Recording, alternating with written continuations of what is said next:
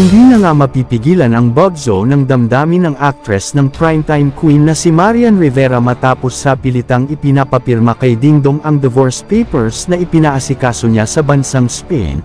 Alam naman ng lahat na hindi pa aprobado sa Pilipinas ang divorce at ang pwede lang na e-file ni Marian ay ang annulment papers.